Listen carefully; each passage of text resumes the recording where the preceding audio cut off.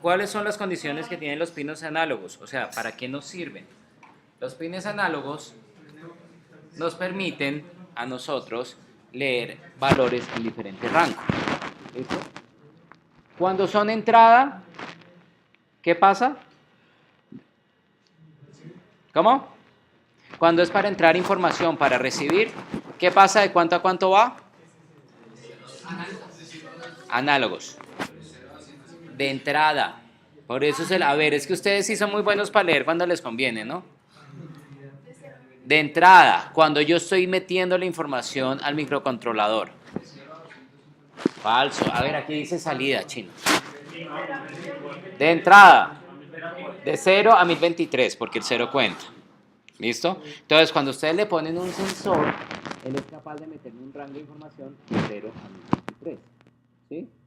Donde 1023 es 5 voltios, 0 es 0 voltios. ¿Sí?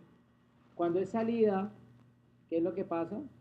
Que la salida no es análoga real, él la simula con el PWM. Y para simularlo, lo hace con valores de 8 bits, es decir, de 0 a 255. ¿Listo? Entonces, miren que acá, yo lo único que tengo que hacer es decirle listo. ¿Cómo hago para entrar a definir que entonces es una salida o la entrada? Es la misma cosa. Cojo el pin mode, defino el pin y le defino si es output o input. ¿De acuerdo? Eso es lo más básico. Ya después, entonces, ya no le digo un digital write para mandar información, sino que le digo es un analog write. ¿Bien? Entonces, para llegar y mandar información, ¿con cuáles es que yo lo puedo hacer? ¿Con cuáles pines? Miren, como esto es una simulación, entonces ustedes vean en sus tabletas que el 3, el 5, el 6, el 9, el 10 y el 11 tienen una ñ al lado. Esos son los pines que son unos berracos para simular ese PWM. Entonces, si ustedes quieren simular que están mandando una señal análoga, lo tienen que hacer por medio de esos elementos, de esos pines. ¿Listo? Y entonces, ¿yo qué le puedo mandar? De 0 a 255. ¿Listo? Entonces, si yo le mando 255, ¿cuánto le estoy mandando en total? 5 voltios. Si le mando 0, 0 voltios. ¿Cierto? Si le mando 128, 2.5 voltios, más o menos. ¿Cierto? Listo. Entonces, si yo quiero hacer un LED que haga un fade in, fade out, que se prenda suavecito y se apague, ¿qué tengo que hacer? Exacto, ¿y qué hago? Se lo mando de manera secuencial, ¿cierto? Primero le mando 0, 1, 2, 3, 4, 5, 6, hasta llegar a 255, ¿cierto? ¿Y después qué tiene que hacer? Exacto. Cuando llega a 255, empieza a restarle. 254, 253, 252, 251, ¿cierto? Muy bien.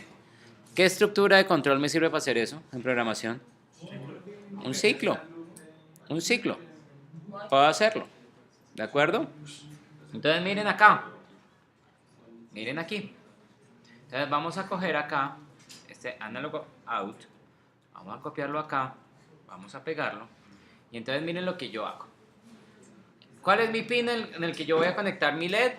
El pin 6. ¿Por qué el 6? Porque el 6 aquí tiene una ñ ahí al lado. ¿Listo? Bien. ¿Ese para qué me va a servir? Como salida de información. Porque yo le voy a mandar por medio de él datos.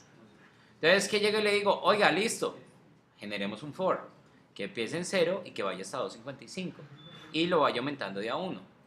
A medida que lo vaya aumentando, entonces, ¿qué pasa? Como empieza en 0, el primer valor que va a recibir, ¿cuánto va a ser? 0. ¿Y cómo le paso la información? Como ya es un pin que estamos simulando el análogo, analog write. ¿Listo?